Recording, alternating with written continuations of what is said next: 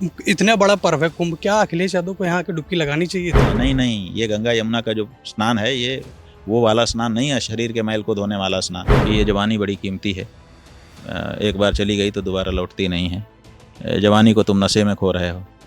महाराज जी, सबसे पहला सवाल मैं ये पूछना चाहूँगा कि कुंभ की जब जब बात आती है तो ऐसे गुरुओं के ज्ञान को देखने को मिलता है बहुत सारा, और कई तपस्वियों की तपस्या देखने को मिलती है कुंभ में। मगर इस बार कुंभ में कुछ एक नया बदलाव दिखा। मैं नाम ले लूँगा साफ साफ, कैलाशानंद महाराज जी के यहाँ एक ऐसी ही महिला आती हैं और कई ऐसे लोग आते हैं जो ग्लैमर से जुड़े हुए थे। फिर विवाद उठता है, वो चले जाते हैं। तो क्या इन सब चीज़ों का प्रभाव संतों पर पड़ रहा है या फिर कुंभ पर पड़ रहा है?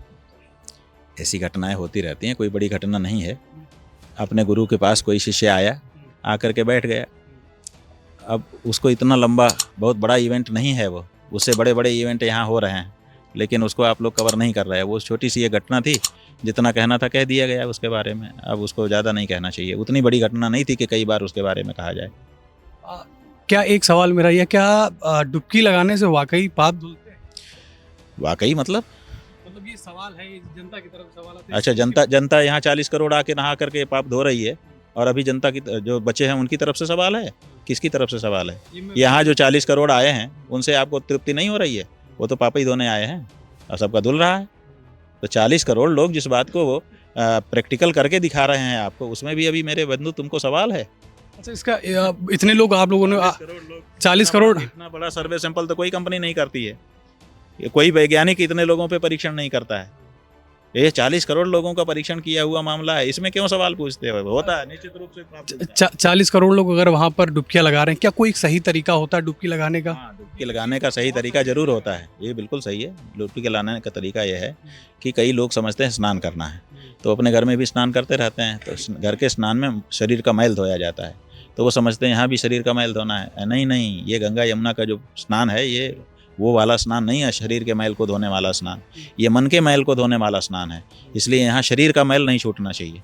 पहले ही शरीर का मैल छुड़ा के, माने घर में एक बार स्नान करके शुद्ध वस्त्र धारण करके तब जाना चाहिए।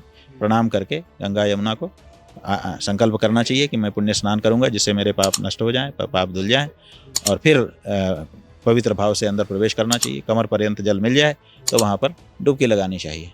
डुबकी लगाना ऐसे जैसे मूसल को कैसे ऐसे डुबाएं और ऐसे निकाल दें, क्योंकि उसके हाथ नहीं होते कि वो रगड़ने लगे। ऐसे ही मूसल बन के जाना चाहिए, डुबकी लगा के यूँ निकल आना चाहिए।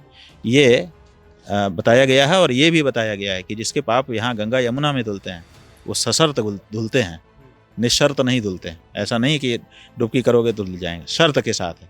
क्या शर्त है? शर्त यह है कि यहाँ से डुबकी लगाने पर मैं तुम्हारे सब पाप धो दूंगी, लेकिन यही शर्त है कि इसके बाद पाप मत करना। तो लौट करके जो जाता है फिर निष्पाप जीवन बिताता है इसके बाद, कि अब मैं गंगा नहा के आ गया, अब मैं पाप नहीं करूँगा। अभी तक जो बचपने में ना समझे में इसमें उसमें कर लिया, अब वो पाप मैंने गंगा में जाके धो लिए, अब मैं समझदार हो चुका हूँ, अब मैं पाप नहीं करूँगा। ऐसा जो संकल्प लेता है उसके पाप सदा सदा के लिए नष्ट हो जाते हैं। और जो यहाँ से जाने के बाद भी वही जो कर रहा था वैसे ही करता है तो उसका कोई फायदा नहीं, वो हाथी स्नान हो जाता है। एक सवाल ये पूछना चाहूँगा, जैसे महाकुंभ की शुरुआत हुई, इस बार मेले का काफ़ी विस्तार किया गया। वक्फ बोर्ड की तरफ से एक मौलाना दावा करते हैं, बरेली के रहने वाले हैं, उन्होंने कहा कि कुछ हिस्सा जो है वो वक्फ का है जहाँ पर मेला लगा। इस पर क्या कहना चाहिए? तो हमने तो कहा था कि दावा अपना बताएं, हम विचार करेंगे, लेकिन कोई आया नहीं, कोई प्रमाण तो दिया नहीं। बिना प्रमाण के कोई बात कब तक ठहरेगी? बात खत्म हो गई। कोई मियाद होती है ना कि भाई आपने कोई दावा किया तो उसके पक्ष में अपने बात के समर्थन में कुछ कागज पत्तर रखिए, तो कोई तो रखा नहीं उन्होंने।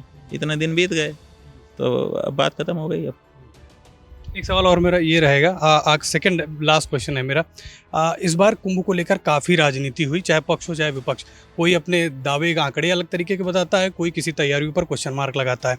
अखिलेश यादव ने लगातार कुंभ पर सवाल, मतलब अब तैयारियों को लेकर तो आपने बोला कि मैं यहाँ तैयारियों के लिए नहीं आया हूँ, पर अखिलेश यादव कुंभ शुरू होने के बाद में हरिद्वार जाते हैं, गंगा स्नान करते हैं। क्या इतना बड़ा पर्व है कुंभ, क्या अखिलेश यादव को यहाँ की डुबकी लगानी चाहिए थी? बात यह है कि आप ये सोचते हो कि मेरे ही अखाड़े में आके लड़े। ये आप अपने अखाड़े में आप पहलवान हो, यहाँ आए और आने पर भगदड़ करवा दो जहाँ से वो निकल रहा हो, और बाद में उसको बदनाम करो कि इनके कारण भगदड़ हो गई। हमको तो लगता है कि बड़ी बुद्धिमानी से उसने काम किया कि इसी समय गंगा में जाके नहा लिया और किसी अपयश से भी बचा लिया अपने आप को। देख रहा है कि राजनीति बड़ी तगड़ी चली हुई है, और अगर कहीं हमारे आने जाने से कुछ इधर उधर हुआ तो पूरा हमारे ऊपर थोपेंगे।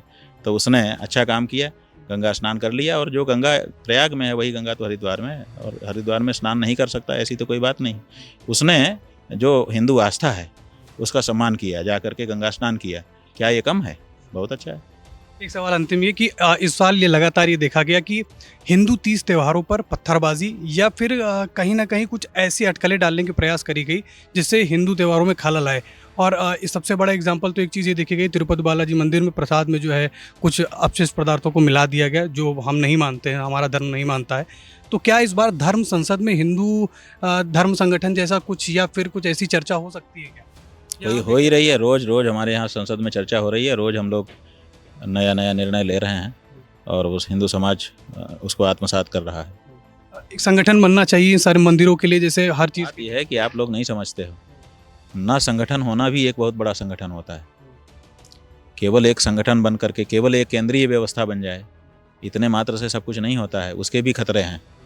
तो कभी कभी छिटपुट कि हम संगठित नहीं है ऐसा दिखा करके भी हम अंदर अंदर से संगठित रहते हैं, वो भी एक रणनीति होती है। तो हमारे यहाँ हम संगठित ही हैं, कोई हमारी बिगाड़ नहीं है। जहाँ तक सरकारी हस्तक्षेप की बात है उसके कारण कुछ गड़बड़ियाँ हो रही हैं। जो प्रसाद में चर्बी आदि मिला दी गई वो सरकारी हस्तक्षेप के कारण मिला दी गई, क्योंकि वहाँ जो ट्रस्ट है उस ट्रस्ट में राजनीतिक दखल है। राजनीतिक व्यक्ति जब अपनी सरकार बनती है तो अपने लोगों को वहाँ बैठा देते हैं और कमाई करने का प्रयास करते हैं। तो वो इतना बड़ा मंदिर है, पैसे की कोई कमी नहीं है वहाँ पर, हिंदुओं का ही पैसा है। तो वहाँ के भगवान के भोग के लिए अपनी गौशाला वो बना सकते हैं, लेकिन वो नहीं बनाते हैं, वो खरीदते हैं ताकि उसमें से कमीशन मिले। तो ऐसी परिस्थिति में ये वहाँ की ट्रस्ट के लोगों की अपनी जो कार्यशैली है उसका ये दुष्परिणाम है। तो इसीलिए हम लोगों ने ये मांग की है कि जो धर्मनिरपेक्ष सरकार है वो हमारे धर्म परिसरों से हटे, धर्माचार्यों को प्रबंधन सौंपे, ताकि हम धर्मशास्त्रों के अनुसार, धार्मिक रीति नीति से, परंपराओं के अनुसार अपने धर्मस्थल का प्रबंधन कर सकें। एक अंतिम सवाल, उसका संदेश चाहूँगा युवाओं के लिए खास तौर पर। आजकल का युवा एक अलग दिशा में भटक रहा है। मैं आप यहाँ संसद में अंदर बैठा हुआ था, सुन रहा था। क्या संदेश देना चाहेंगे युवाओं को कि अपने धर्म से वो कैसे जुड़े और जो भटक रहे हैं उसके लिए कैसे एक मार्ग प्रशस्त करें? अरे भाई, धर्म से जुड़ने की बात तो हम बाद में करेंगे, जब हमारे पास आएगा हम देखेंगे किसकी इच्छा है। हम तो युवा से अगर आप पूछ रहे हो तो यही कहना चाहते हैं कि ये जवानी बड़ी कीमती है, एक बार चली गई तो दोबारा लौटती नहीं है। जवानी को तुम नशे में खो रहे हो, जवानी को तुम गलत आदतों में खो रहे हो, ये मत करो। तुम्हारी जवानी का सदुपयोग करो, उसका एक अर्थ नया दो। तो भगवान ने बड़ी कृपा करके ये नौजवानी तुमको दी है। इसलिए युवाओं से यही हमारा कहना है कि अपनी युवावस्था का महात्म्य समझें और उसको संरक्षित रखें और उसका सदुपयोग करें, ताकि उनको औलाद मिले।